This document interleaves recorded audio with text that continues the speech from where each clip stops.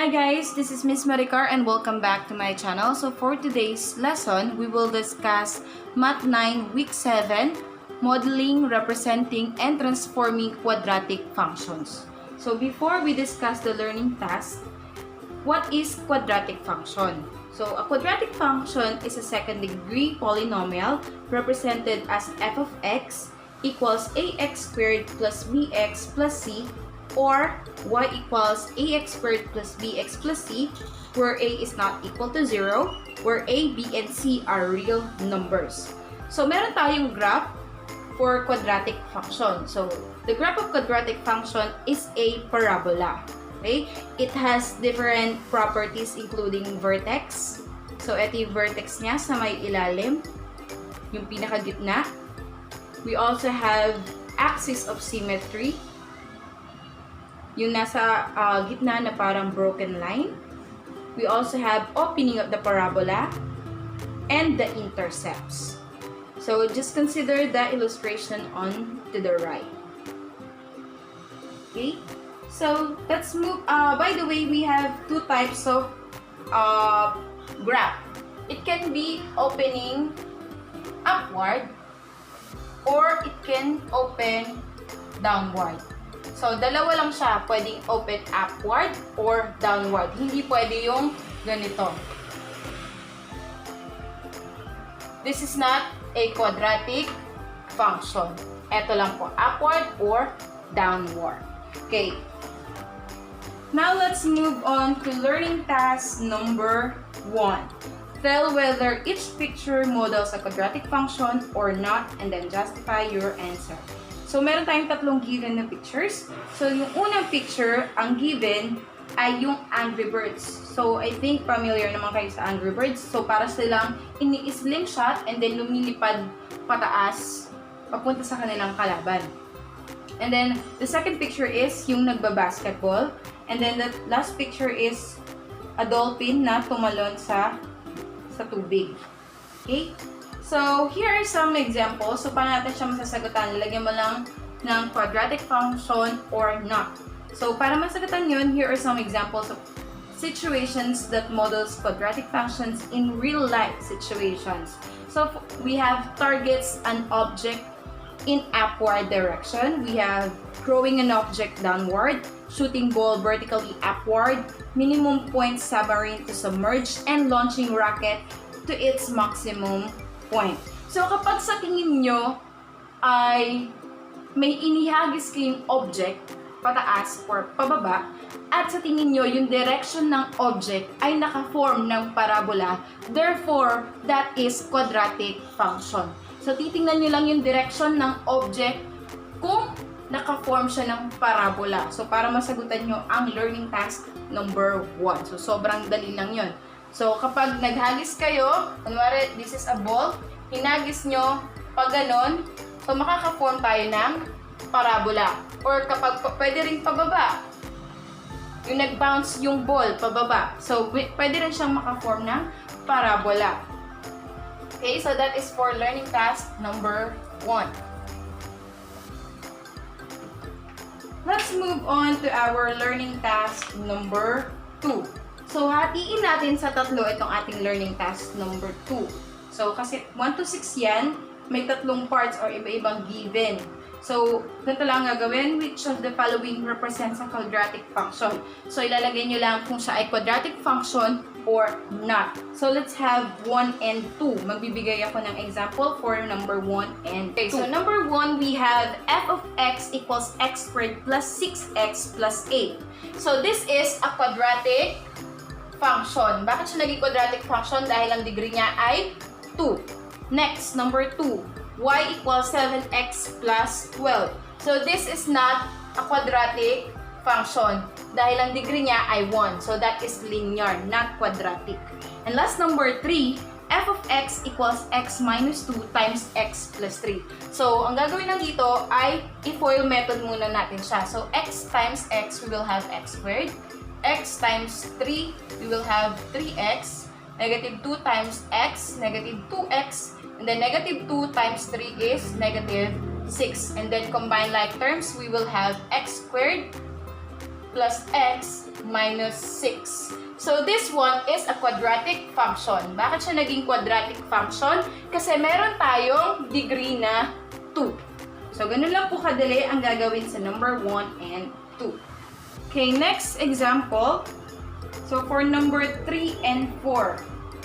Learning task number 2, number 3, and 4. So meron tayong given na ordered pair. So all you need to do is to graph it para makuha natin ang sagot. So kapag ginrap natin siya at naging parabola ang ating graph, therefore it is a quadratic function. So first ordered pair, so we have your Cartesian plane. So this is the x-axis and y-axis. So first ordered pair is -5 and 3. So let's label muna natin siya na.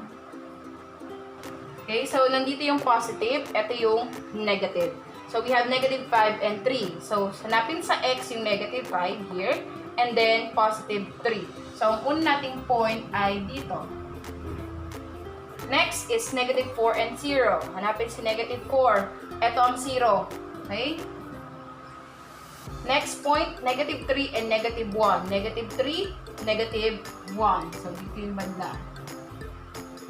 Next is -2 and 0. Here is -2 and 0.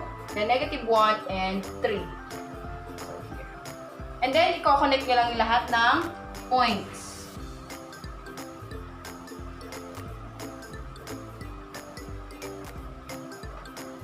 Okay? Since naka-form tayo ng parabola sa ating graph, therefore, this example is a quadratic function. Ganun lang kadali. Okay, so for number 5 and 6, ito na yung pinakamadali. Titignan nyo lang yung graph kung siya ba ay parabola. So, kung parabola siya, quadratic function ang ilalagay. Kung hindi siya parabola, then that is not a quadratic function. Okay, so that's all for learning task number 2. Let's move on to learning task number 3. So, transform the quadratic function defined by y equals ax squared plus bx plus c into the form y equals a times x minus h squared plus k. Quadratic function defined by y equals ax squared plus bx plus c can be transformed into the form y equals a times x minus h squared plus k is called the vertex form.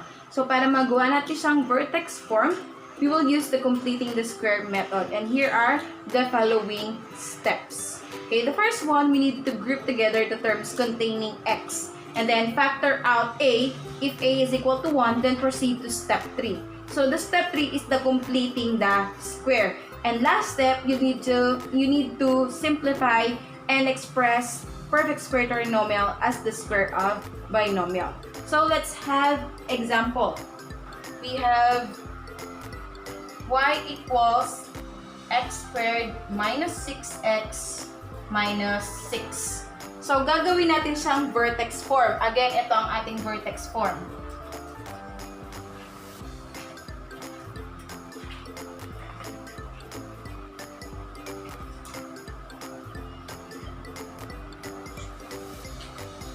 Okay? So, unang step ay igugrupo natin yung mga may x. Yung may x, igugroup natin. Okay? So, we will have x squared minus 6x.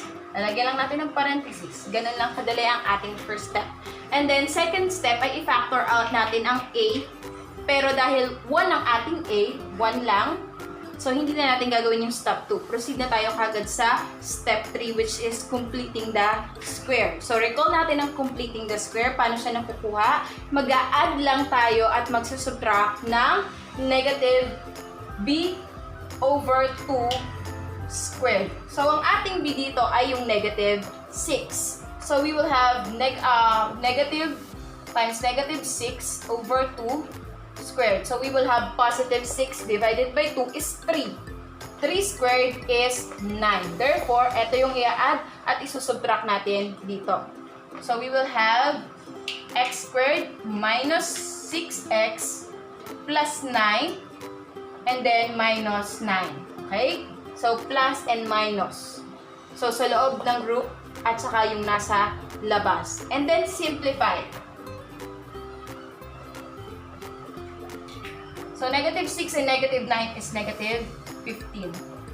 And then, gagawin natin siyang square of binomial. Gagawin natin siyang square of, ito ay perfect square trinomial na. Gagawin natin siyang square of binomial. So, ipa-factor lang natin. So, factors ni x squared ay x.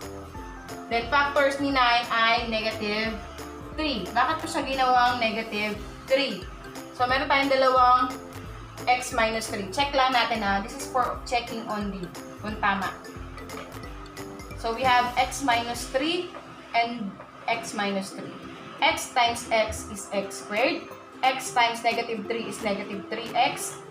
Negative 3 times x is negative 3x. And then negative 3 times negative 3 is positive 9. And then, combine like terms, negative 3x and negative 3x is negative 6x plus 9. So, same siya sa ating perfect square trinomial. So, tama itong ating factoring.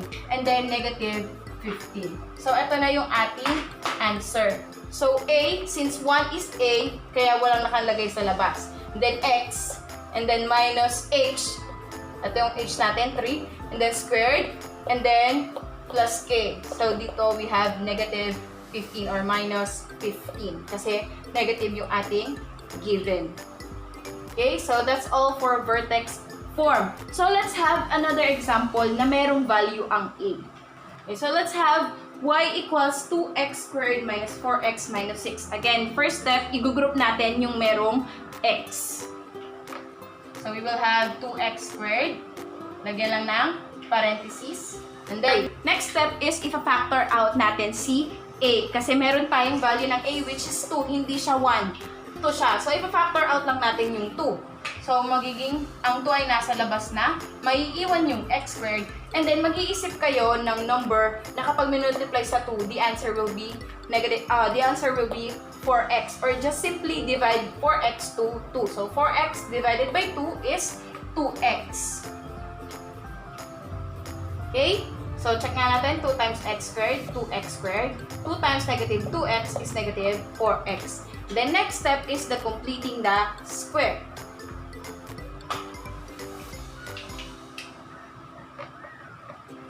So, we will add here and then subtract here. So, ano yung i-add natin sa subtract natin? So, ang ating b ay negative 2. Negative times negative 2 divided by 2 squared.